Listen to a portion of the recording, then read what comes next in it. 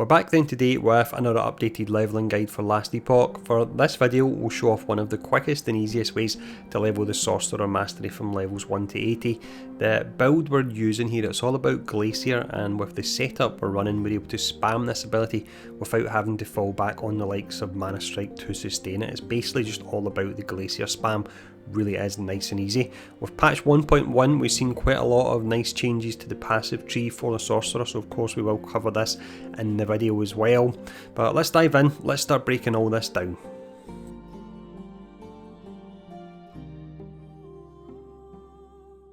We start off here with a quick breakdown of the general progression. It really is simple for this setup, zero skill swaps, anything like that. Now at the start of the game you'll use Lightning Blast or Fireball, it's up to you as your main spender until you unlock Glacier. At level 3 you add Snap Freeze to your bar. This is a nice interrupt for bosses and we've got space on our bar for it, so we may as well use it. So when you have 5 points into Mage, which doesn't take long at all, you'll spec into Glacier. The setup we're running here, we take away the third hit on it, so you're just doing your small and your medium hits. This allows you to spam the ability. Yes, you're missing the large hit that does a lot of damage, but being able to spam the ability makes it so much easier when you are leveling. At level 8 you'll spec into Flame Ward, you can put that on auto cast. At level 9 you add Teleport to your bar. Run about level 16 you'll choose the Sorcerer Mastery. At level 20 you'll spec into Teleport, you'll spec into Arcane Ascendance when you've got 30 points into the Sorcerer Mastery. This really ups the damage against bosses when you use this. And then at level 50 you'll spec into Snap Freeze, because we essentially have a free skill slot. Normally I wouldn't use Snap Freeze, but for this setup I found that it actually works really pretty nice. What we'll do is we'll freeze the boss or the elite we're fighting, then we'll activate Arcane Ascendance, which makes us so we can't move, so we're a bit of a sitting duck, but the enemy is frozen, and then we'll just wail away on them with Glaciers. Amazing setup. Now let's go in, let's talk about the stat priority for this build and the leveling gear you want to keep an eye out for.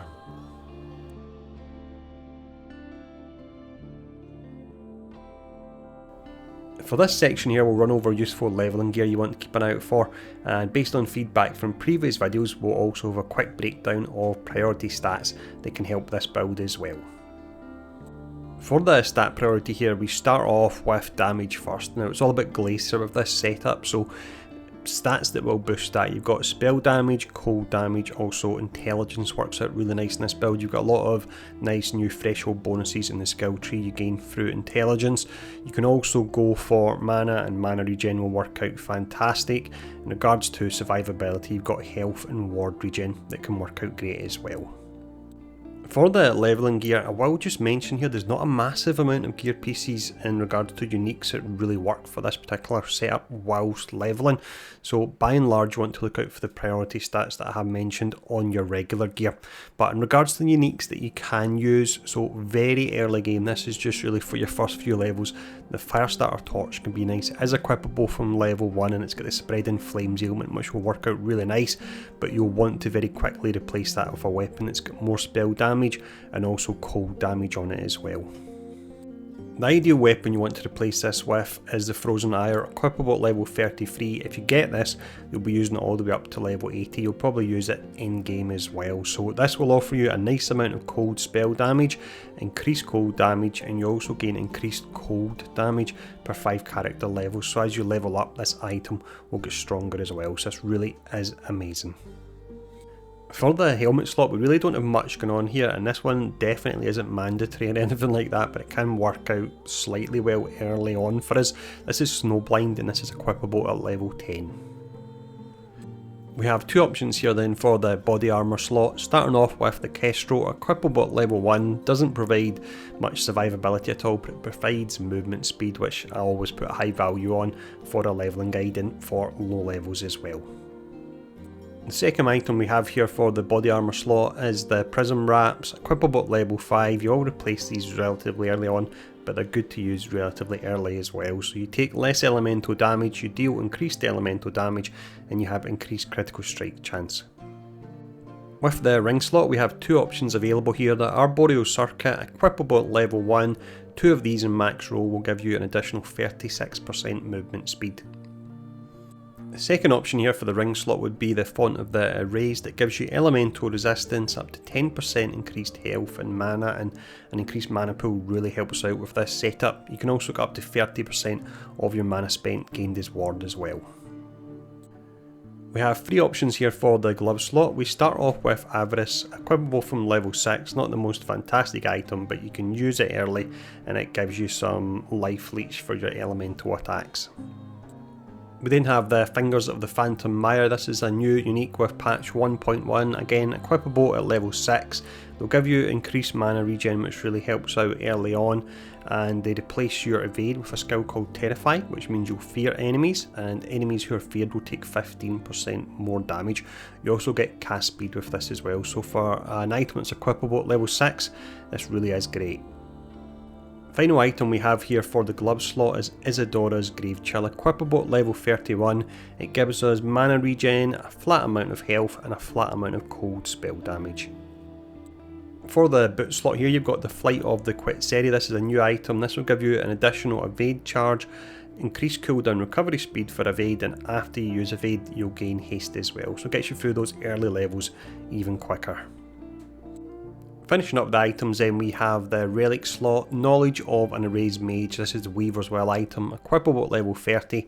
It gives you mana, a percent of your mana gained is ward, plus 1 to the level of mage skills, and up to 9% of damage dealt to your mana before health as well, so this is amazing for us. Finishing up this section, we'll have a quick look at some useful idols to keep an eye out for. You have the Stout Idol.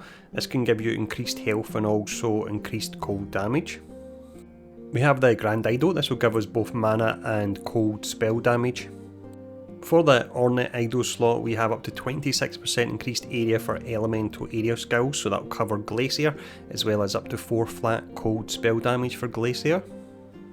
The Huge Idol will give us increased critical strike chance and increased cold damage. And then finally we have the Adorned Idol. This will provide ward retention as well as flat cold spell damage. So that is some of the useful items to look out for, as well as the stat priority on this build, and as always here's the infographic so you can take a screenshot of it. For the next section now, what we'll do is we'll talk about some useful blessings.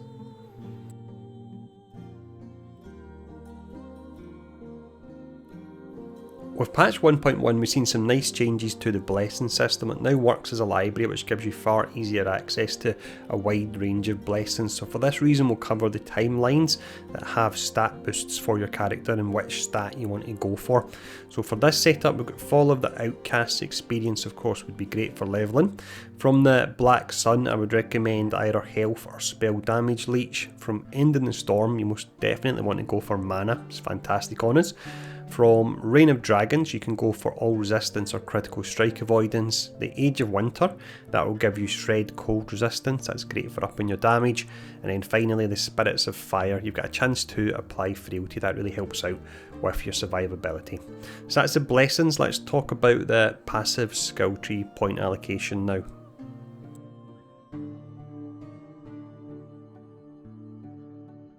For this section here, we'll use the awesome build planner and Last Epoch tools. There's a link to this build planner in the description below, and I've recorded the point allocation, so feel free to check that out. But for the purpose of this video, we'll quickly go over the nodes here. We've got Elementalist, 8 points gives you 56% increased cold damage. We have Arcanist, so that will give you 7 intelligence as well as fire and lightning resistance. Intelligence is great on this setup. You're getting damage, of course, for Glacier, you're getting ward retention, and there's also several threshold bonuses within the Sorcerer tree that came with patch 1.1 that benefit from intelligence as well. Finishing up this tree, however, we have Mage Flourish, that's 15% increased cast speed. Remaining points then would go into the Sorcerer tree. We have 5 points into Arcane Momentum, that will give us an additional 25% cast speed when we've got 5 stacks, and we should have it pretty often because we are spamming Glacier. We've got 8 points into Calculated Destruction, so that's 8 intelligence. Threshold bonus on this now at 5 points is increased spell critical strike chance per intelligence, and it's 3% per point, so that's really nice. 5 points into Mana Shell gives us mana and ward per second. You can see we've got a nice threshold bonus on that based on our mana as well. We have 5 points into Wisdom, so increased mana and increased mana regen. That allows us to keep spamming our Glacier. You've also got a threshold bonus added to this one to give you even more mana regen. We have 2 points into Cryomancer, it gives us increased cold damage. The full 5 points into Chill to the Bone, that gives us 15% cold penetration, that really ups our damage. We have 10 points into Arcane Insight, it's an additional 10 intelligence. You've got the threshold bonus at 8 points, that's ward decay threshold per intelligence, an additional 5, so that's great. 5 points into Spellslinger, it's given us increased cast speed and flat spell damage. 10 points into Mana Bulwark, additional mana, and damage dealt to mana before health will up in 20%, so that's great. 10 points into Dragon Breath, increased area for area skills, that includes Glacier of course, 40%, and an additional 70% elemental damage that will affect Glacier, and then finishing up 5 points into Archmage, that's giving us some flat damage and a chance to get our mana back when we cast a skill, or a chance to get 20% of our mana back when we actually cast a skill there.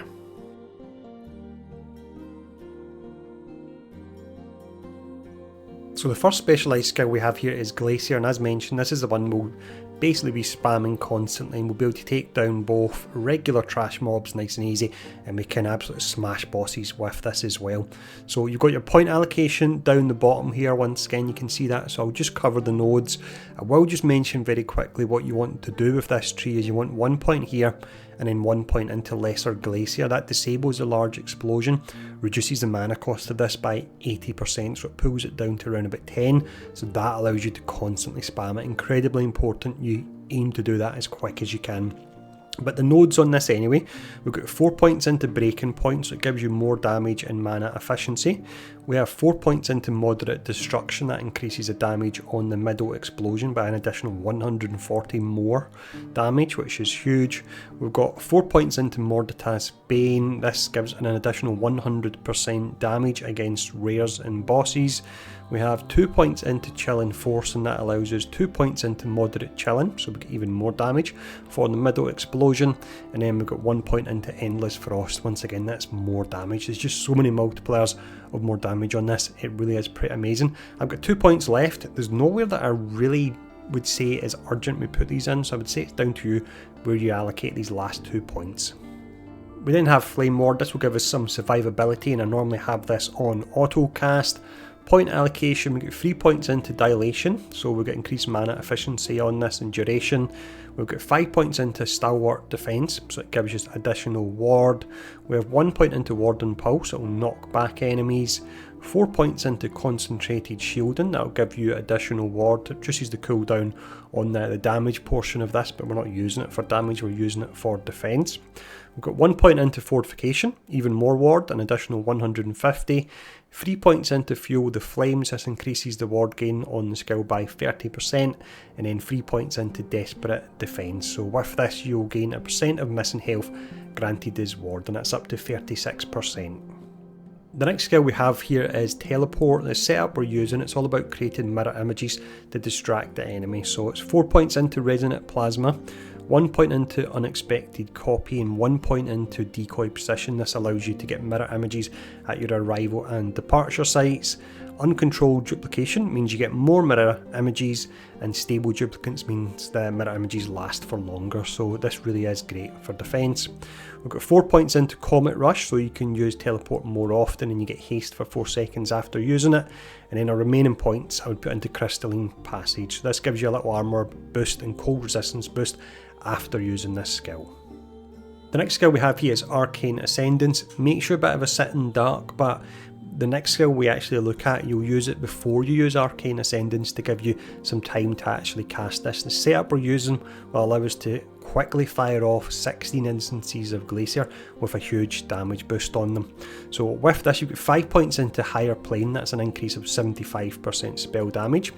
We've got 4 points into Chronoplasm, so if the enemy's slowed, you want to get that somewhere in your kit, then you will deal an additional 8% per slow. You get up to 3 stacks, that's an additional 24% more damage.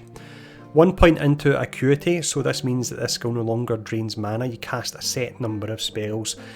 Starts off you can do 4, however when we put more points into it we can get an additional 12, so that's up to 16 instances of Glacier you're firing off, and they just do so much damage with this. We've got 5 points into Power Overload, so you're guaranteed increased spell damage each second this is active, and then the final point goes into Unstable Energy, which increases the cast speed while you are in this. To finish up here we have Snap Freeze. So as mentioned, the way it works on elites and bosses is your regular enemies you'll take out straight away with Glacier in one hit. Elites and bosses, you'll cast Snap Freeze on them, you'll freeze them, and then you'll use Arcane Ascendance, then you'll spam all your Glaciers. But the setup we're using, it's all about increasing the actual length of how long the freeze will work for. So it's 4 points into Cryomancy, you can see it increases the freeze duration by 40%. 5 points into Shiver Armour. 3 points into Focused Frost. It pulls down the cooldown on this, it reduces the cone width, but the reason we're going for this is so that we actually get points into Wandering Fog. This increases the range by 70% on it, so you're more likely to hit the target you're trying to hit. And then Freeze and Mist, this will increase the freeze duration even further with it. So that is everything you need to know about leveling the Sorcerer Mastery in patch 1.1 for Last Epoch. I really enjoyed this leveling setup with them, and I reckon I will do an end-game guide for it as well. If you do want to see that guide, then do let me know in the comments below. But thanks for tuning in for this one, stay safe, I'll see you all again soon.